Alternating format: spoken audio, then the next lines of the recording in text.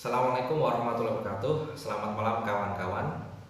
Pada kesempatan kali ini saya akan membuat vlog tentang najis atau tentang syarat suci yang merupakan suci sebagai syarat sah sholat.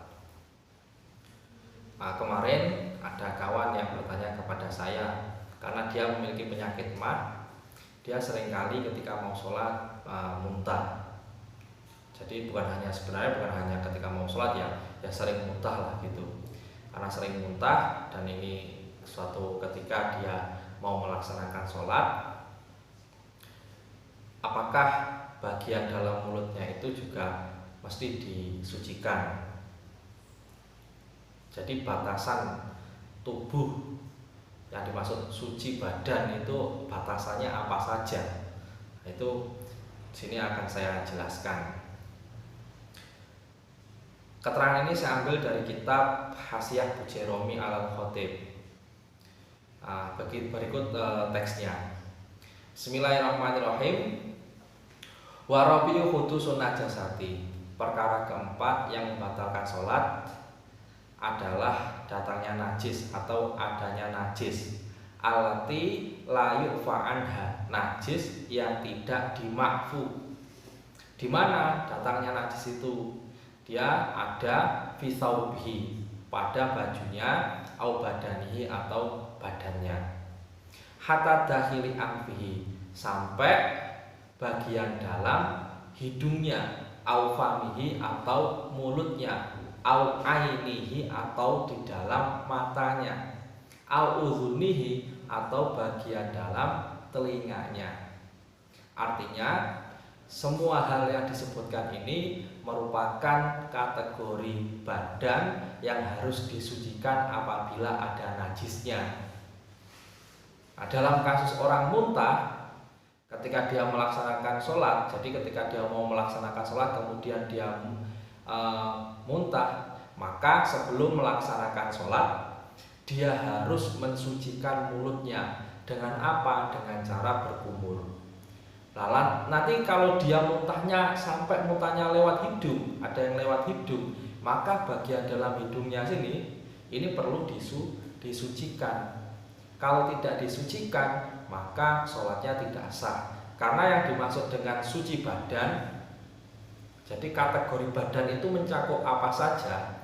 Badan itu mencakup seluruh tubuh, termasuk mata, telinga, kemudian ini bagian dalamnya ini hidung, kemudian bagian dalam mulut. Bagian dalam mulutnya ini harus disucikan. Artinya kalau kita muntah, kalau kita ada najisnya entah bagian sini, atau kita katakanlah ya ngiler ketika tidur posisi kepalanya itu sejajar dengan posisi perut, lambung itu kan otomatis ilernya itu bercampur dengan sesuatu yang keluar dari dalam perut, maka itu juga najis. Kalau itu sampai melendrek masuk ke hidung atau karena saking banyaknya kemudian masuk ke dalam bagian telinga ini, maka itu harus dibasuh juga. Makanya kalau bangun tidur, kalau wudhu itu diusahakan wudhunya sunah-sunahnya dilaksanakan. Karena kenapa? Untuk menghindari resiko kalau ada najis yang masuk entah itu ke hidung, entah nggak sengaja itu di mata atau di bagian dalam telinga, termasuk juga di bagian dalam mulut.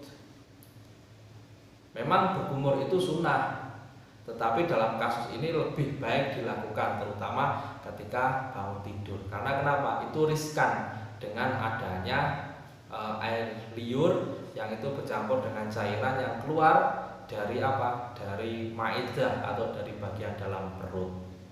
Karena sesuatu yang keluar dari bagian dalam perut itu bisa berupa muntahan, bisa berupa air liur ketika kita tidur itu hukumnya najis.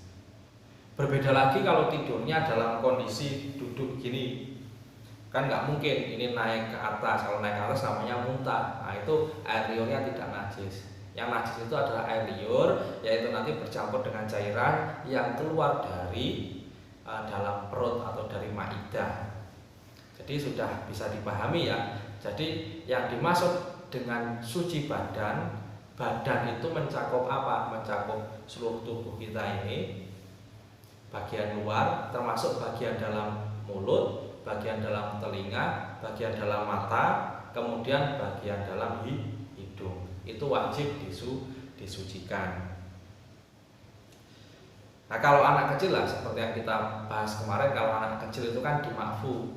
Tetapi kalau orang dewasa ya tidak dimakfu, karena orang dewasa mampu melaksanakan pensuciannya, mampu mensucikan area-area tersebut. Kalau anak kecil misalnya masih bayi ya tidak apa-apa, itu dimakfu.